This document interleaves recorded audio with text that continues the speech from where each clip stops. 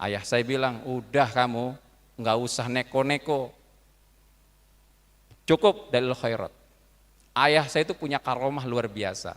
Mungkin kalau ada tetangga saya atau ada orang yang kenal dengan keluarga saya, itu ajaib. Kakak saya itu pegawai negeri semua, kakak ipar saya itu pegawai negeri semua, tapi nggak ikut ujian. Ya, rektor UMC itu Prof. Herul Wahidin itu langsung datang, todong jadi. Ya, BKD Cirebon Pak Supadi Priyatna itu langsung datang ayah saya itu ke menteri itu minta tanda tangan. Jadi kakak saya itu ikut ujian gak lulus, didatengin tuh malamnya, besoknya dikeluarin pengumuman lulus. Saya merasakan sebuah keistimewaan dalam hidup. Hampir bisa dikatakan tidak ada kesulitan yang saya hadapi kecuali Allah memberikan jalan. Tidak ada keletihan yang saya rasakan kecuali Allah berikan kebahagiaan.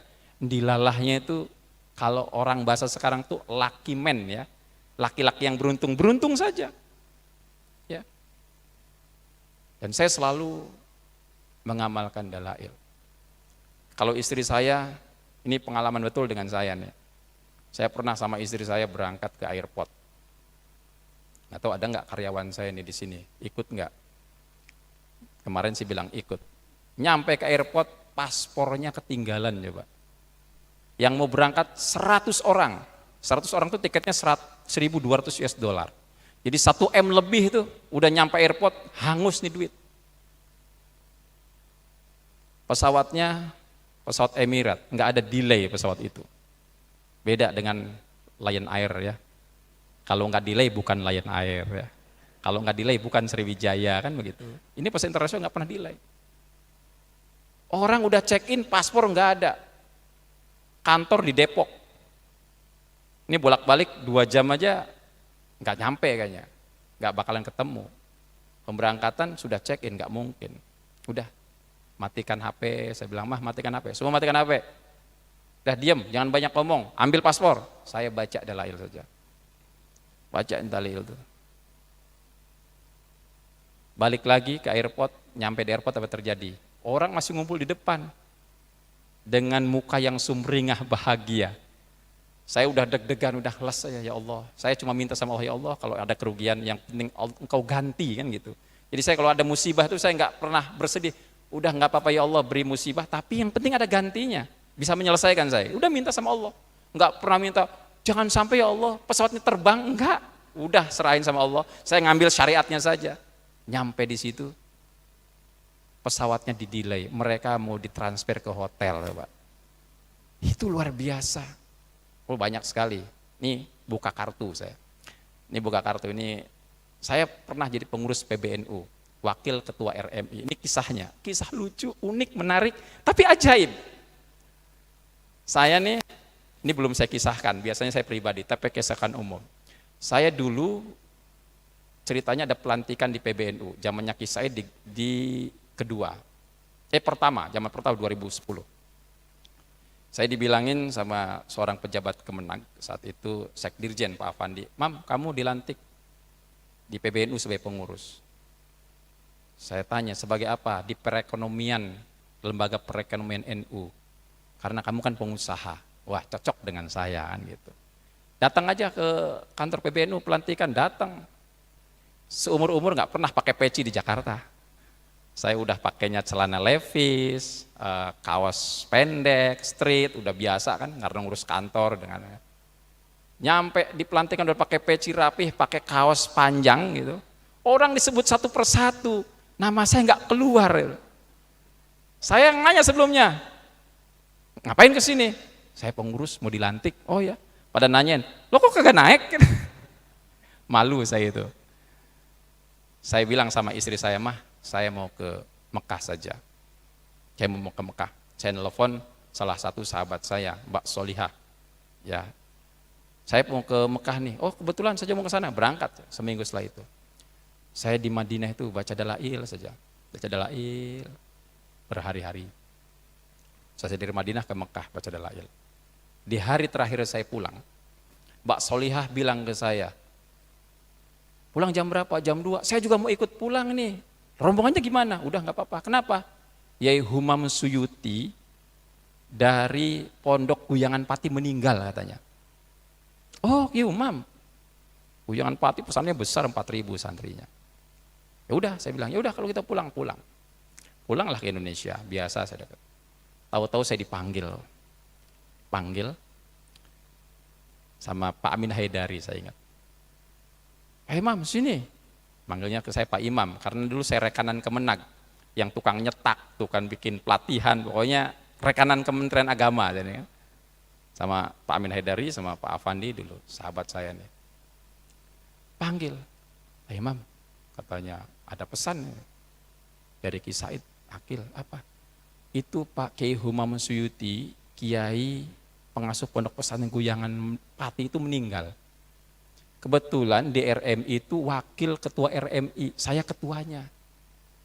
Pak Imam diminta untuk menjadi wakil ketua dari anggota, ya dari anggota itu diminta jadi wakil ketua pimpinan pusat RMI. Saya bingung loh, saya kan bukan kiai, saya ini bisanya nyari duit.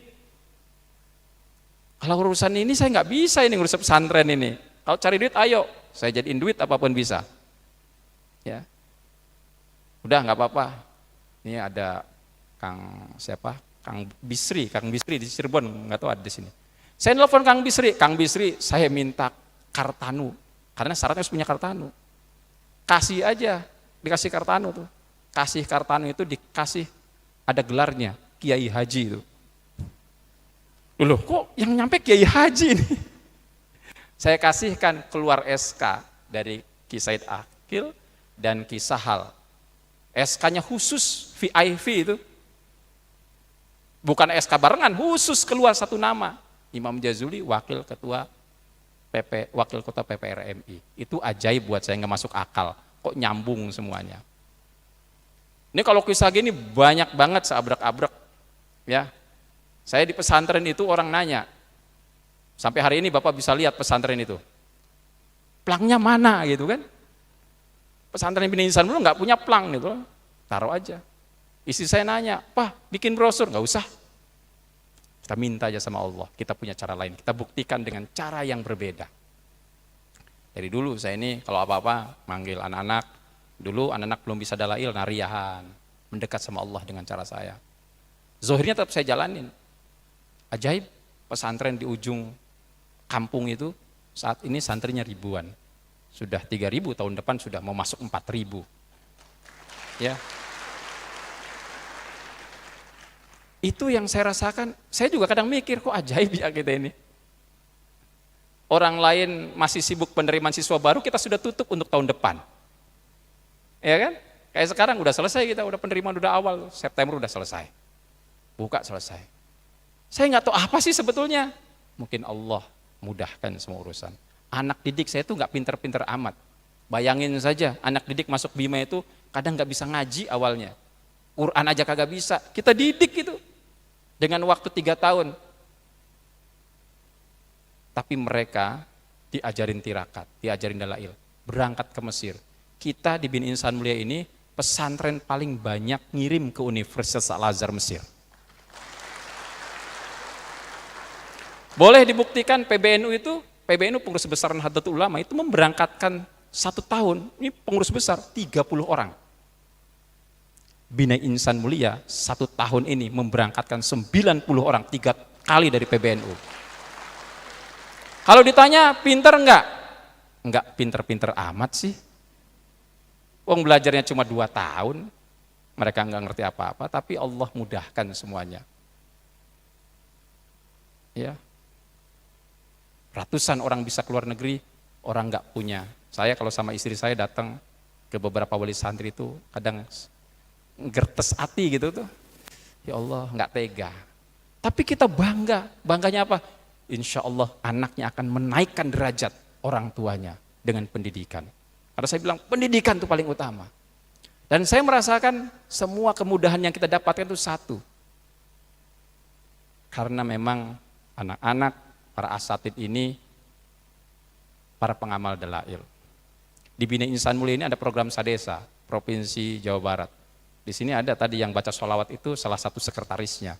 Semua Ustadz Bina Insan Mulia itu kagak ada yang hafal Quran. Saya bukan, ya nggak apa-apa kalau mau dipecat. Ini jangan-jangan direkam, dilaporkan. Ustadz Bina Insan Mulia itu kagak ada yang hafal Al-Quran. Kecuali Ustadz Ferry, tapi udah lupa itu juga ya, saya udah cek. Kenapa saya berani? Ajukan saja, tenang, ajukan dapat. Bukannya santri, asatid. Kenapa saya bilang? Saya berani. Kalian memang tidak hafal Al-Quran, tapi tiap tahun kalian mencetak para hafidh Al-Quran.